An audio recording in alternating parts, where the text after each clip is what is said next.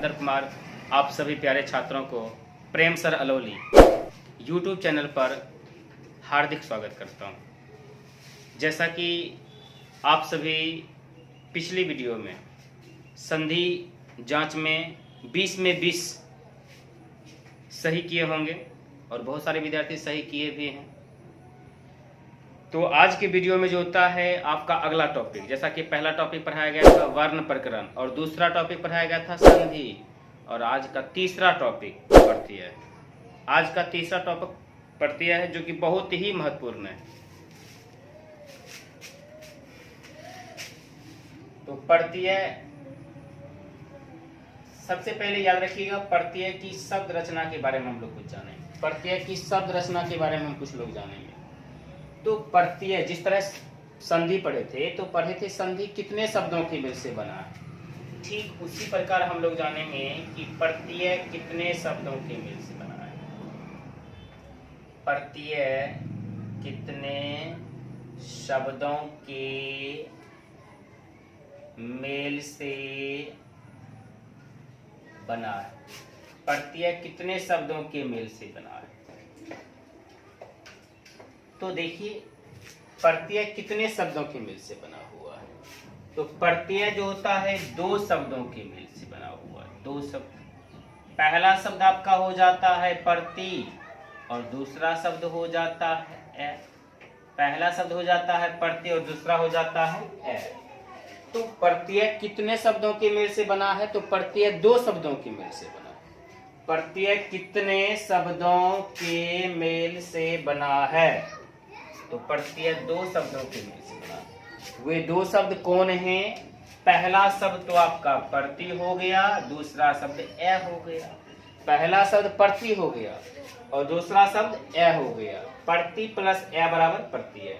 अब एक चीज जान लीजिए, थोड़ा सा एक चीज आप लोग क्या जानेंगे कि मैंने बोला प्रति प्लस ए, प्रति प्लस ए। याद रखिएगा यन संधि में पढ़ाया गया होगा आप लोगों को कि यन संधि में क्या बताया गया था। जैसे ही ह्रस्व ई या दीर्घ ई के बाद कोई भी भिन्न स्वर आए, हम लोग जो पढ़े थे यन संधि में ह्रस्व ई या दीर्घ ई के बाद, ह्रस्व ई या दीर्घ ई के बाद जैसे ही कोई भिन्न स्वर आए तो ह्रस्व ई और दीर्घ ई के बदले में य हो जाता है। ह्रस्व ई या दीर्घ ई के बदले में क्या हो जाता है, यो। यानी ये जो ह्रस्व ई की मात्रा जो देख रहे हैं आप, इसके बदले में यो हुआ, और जिसमें ह्रस्व ई और दीर्घ ई की मात्रा रहे उसको आधा कर देते हैं। तो चलिए अभी तक नियम का करेंगे। तो यहाँ पर जो होता है आधा कर दिए, क्योंकि तो में ह्रस्व ई की मात्रा लगा था, ह्रस्व ई के बदले में यो दिए, ये देख लें यो दिए, और ये तो आधा कर दिए, प्रत्यय हो गया। यहाँ तो और लिखा जाएगा नहीं, तो केवल यो लिखेंगे तो क्या हो जाएगा, प्रत्यय। आप लोग समझ गए होंगे आप लोग कि प्रत्यय कितने शब्दों के में से बना है। तो प्रत्यय दो शब्दों के में से बना है। प्रति प्लस है, उसका संधि विच्छेद कैसे करते हैं, यानी संधि कैसे करते हैं ये भी जान गए आप लोग। अब आगे की सवाल देखिए। सबसे पहले प्रत्यय जो होता है याद रखिएगा, किसी भी शब्द यानी संस्कृत में कहें तो पद, संस्कृत में कहें तो पद, हिंदी में कहें तो शब्द। किसी भी शब्द यानी पद के अंत में जोड़ा जाता है या लगाया जाता है। जोड़ा जाता है या लगाया जाता है। तो प्रत्यय जो होता है किसी भी शब्द के अंत में जोड़ा जाता है। अंत में, ठीक है। शब्द के बाद में भी बोल सकते हैं आप, इसको क्या बोल सकते हैं, शब्द के बाद में जोड़ा जाता है। यानी शब्द के बाद में, इसको बाद में बोल सकते हैं, शब्द के बाद में जोड़ा जाता है। यानी इसको हम लोग इसीलिए तो पर पद कहते हैं। पर पद, पर मतलब दूसरा, पद मतलब पद, या पर मतलब बाद वाला, मतलब इसी को उत्तर पद भी कहते हैं। उत्तर पद भी हम लोग कहते हैं। उत्तर मतलब बाद वाला, पद मतलब पद, यानी उत्तर पद भी कहते हैं, बाद वाला पद। पर मतलब दूसरा, पद मतलब शब्द। उत्तर मतलब बाद वाला, पद मतलब शब्द। बाद वाला शब्द को क्या बोलते हैं, प्रत्यय बोलते हैं। तो परिभाषा पहले जान लेते हैं हम लोग। परिभाषा क्या कहता है। वैसे शब्दांश जिसे आप कह दीजिए संस्कृत में बात कीजिएगा पदांश। अब देखिए इसको भी टुकड़ा कीजिएगा तो दो टुकड़ा मत करना।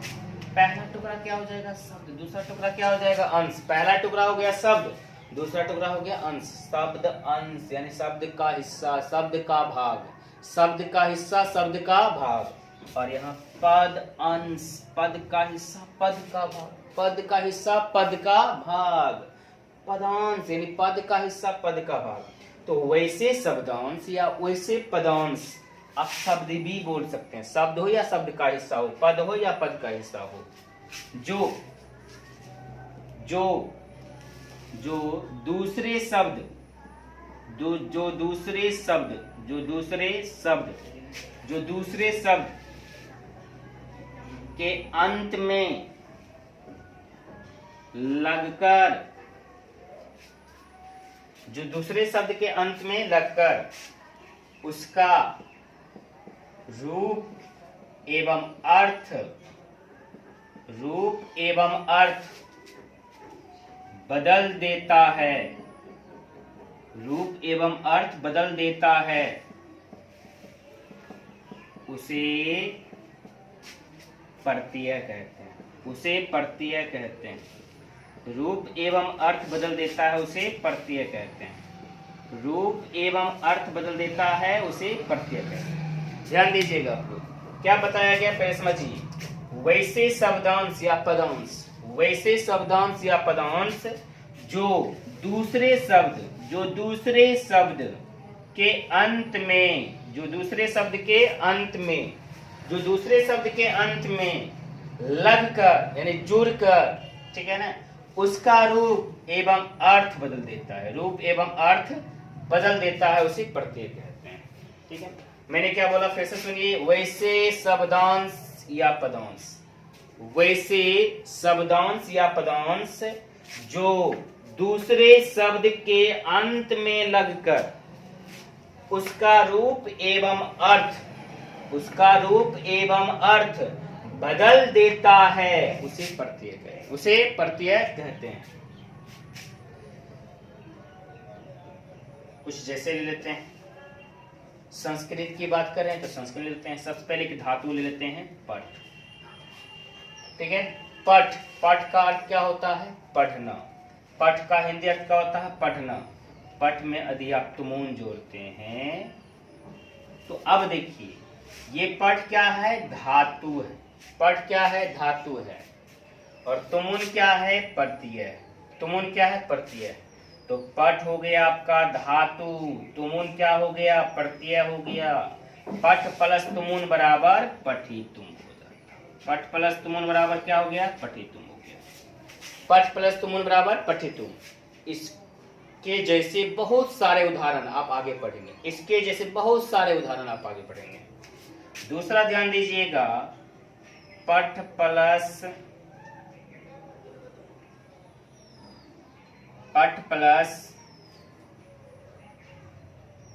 अनियर।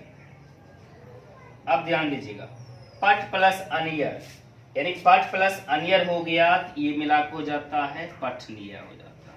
क्या हो जाता है, पठनीय। पठ प्लस अनियर बराबर क्या हो गया, पठनीय हो गया। उसके बाद पांडु प्लस अन बराबर पांडवा हो गया। पांडु प्लस अन बराबर पांडवा। पांडु प्लस अन बराबर पांडवा। यदु प्लस अन बराबर में यादवा हो गया। यदु प्लस अन बराबर में यादवा हो गया। यदु प्लस अन बराबर क्या हो गया, यादवा हो गया। ठीक है, यदु प्लस अन बराबर क्या हो गया, यादवा हो गया। और पांचवा उदाहरण ले लीजिए, थोड़ा सा जो होता है, निरी प्लस अंगिन बराबर नारी हो गया।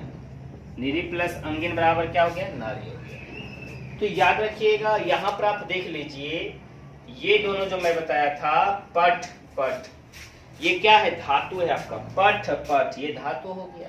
तो पठ प्लस तुमुन बराबर पठितुम, पठ प्लस अनियर बराबर पठनीय।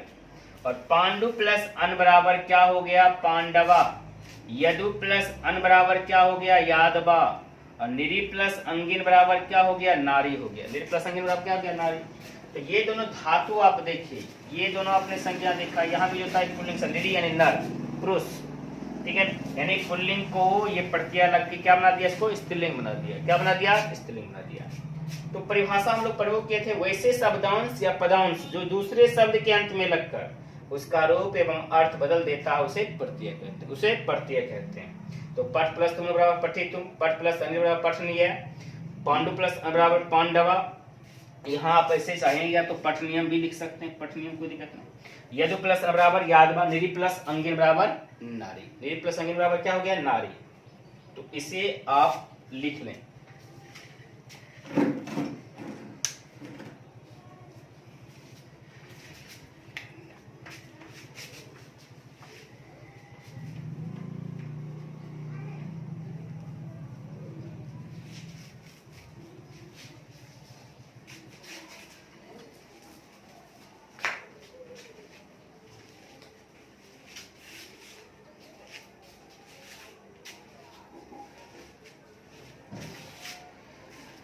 तो आपने प्रत्यय की परिभाषा, प्रत्यय के जो था कुछ उदाहरण पढ़े, अब ध्यान दीजिएगा।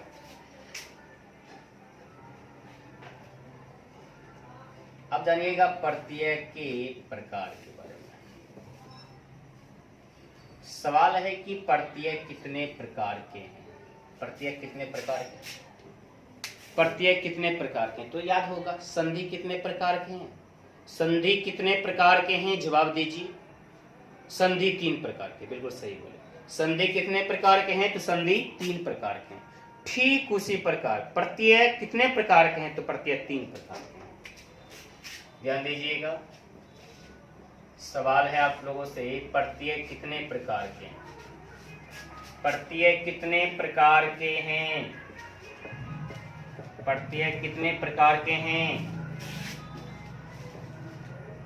याद रखिएगा। प्रत्यय 3 प्रकार के, प्रत्यय 3 प्रकार के हैं, प्रत्यय 3 प्रकार के हैं। सबसे पहला नाम जान लीजिए, सबसे पहला को बोलते हैं कृत प्रत्यय।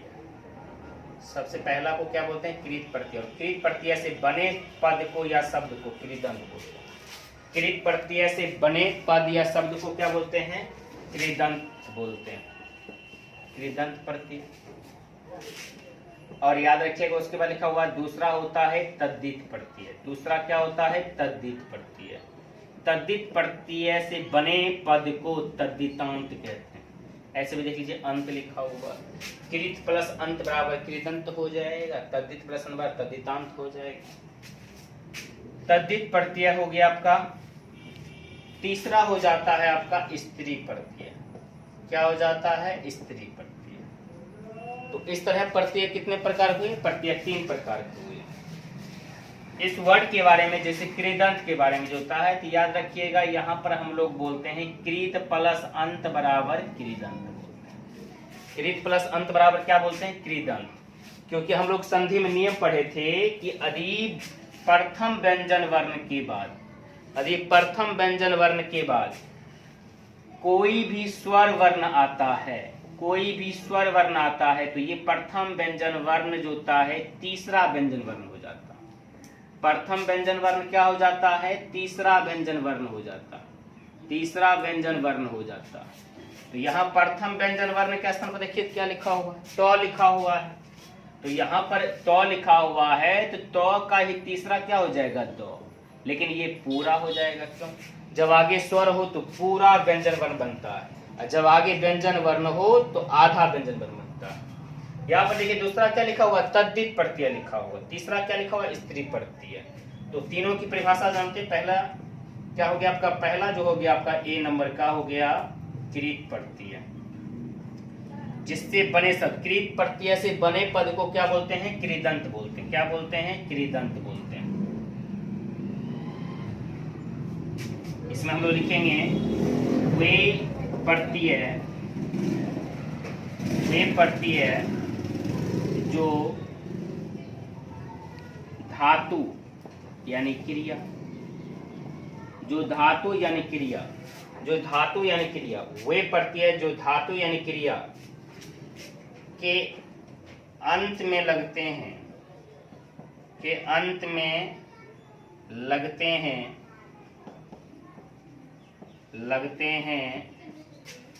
उन्हें कृत प्रत्यय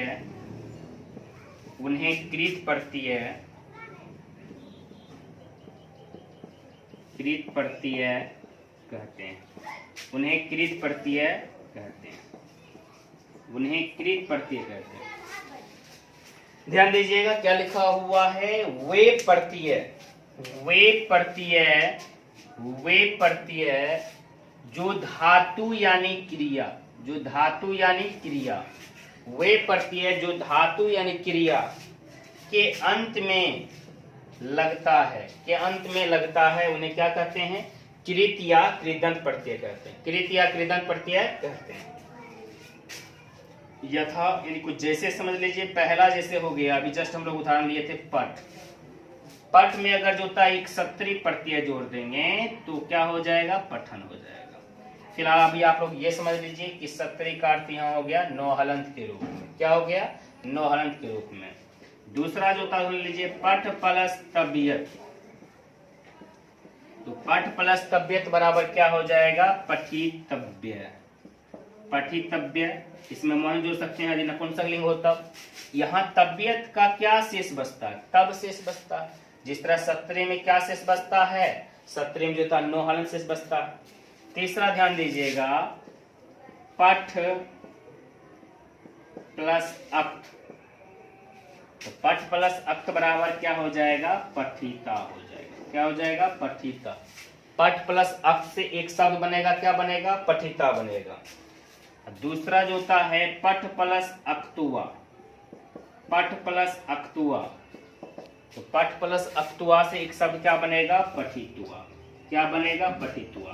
तो आप इसमें भी बोल सकते हैं तुआ शेष बचा, इसमें जो था तो शेष बचा। जिस तरह सत्रे में जो था नो शेष बचता है, तबियत में क्या तब शेष बचता है। इसे आप लोग लिख लें।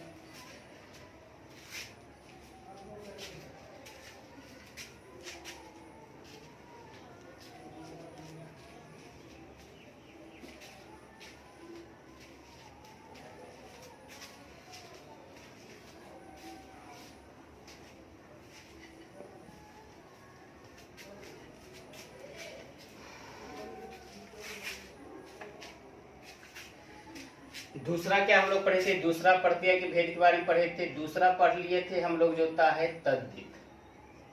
क्या पढ़े थे, तद्धित, यानी तद्धित प्रत्यय हम लोग पढ़े थे। दूसरा भेद जो पढ़े थे वह क्या पढ़े थे, तद्धित प्रत्यय। अब इसकी परिभाषा जानते हैं। तो वे प्रत्यय जो संज्ञा, सर्वनाम,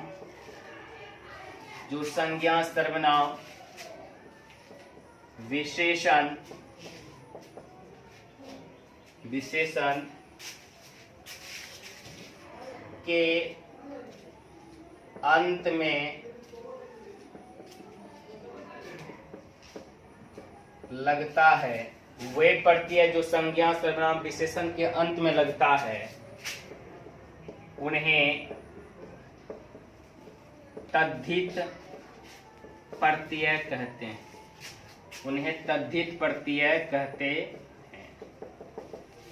अब थोड़ा सा ध्यान दीजिएगा, यहाँ पर मैंने क्या बोला, वे प्रत्यय, यह जो था वे प्रत्यय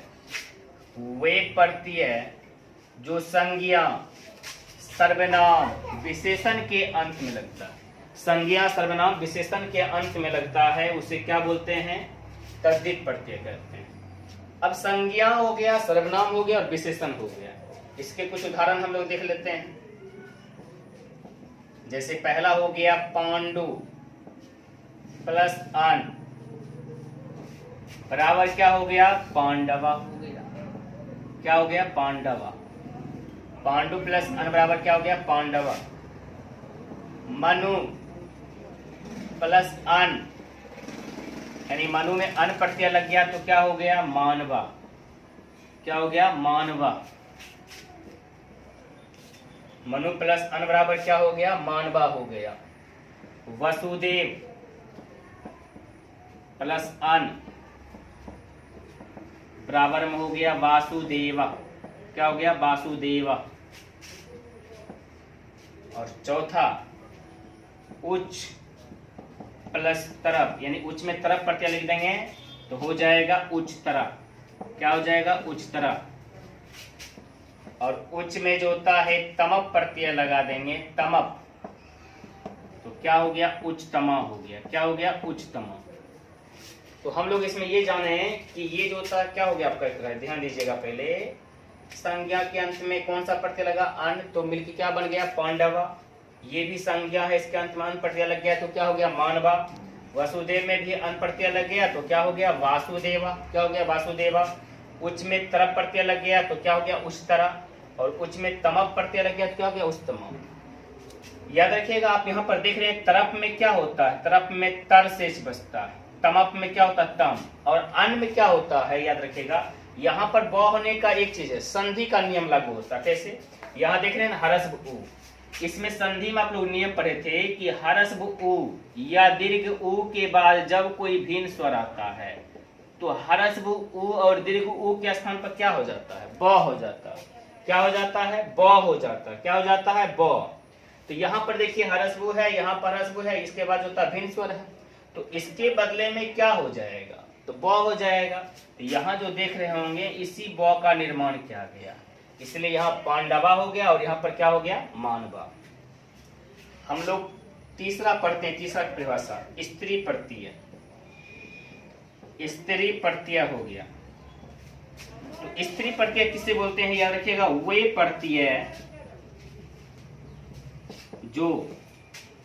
प्रत्यय जो पुल्लिंग, वे प्रत्यय जो पुल्लिंग और नपुंसक लिंग, वे प्रत्यय जो पुल्लिंग और नपुंसक लिंग, वे प्रत्यय जो पुल्लिंग और नपुंसक लिंग को स्त्रीलिंग बनाने के लिए अंत में लगता है, अंत में लगता है, उसे उन्हें स्त्री प्रत्यय कहते हैं। उन्हें स्त्री प्रत्यय कहते हैं। उन्हें स्त्री प्रत्यय कहते हैं। उन्हें स्त्री प्रत्यय कहते हैं। तो इसे आप लोग लिख लें पहले।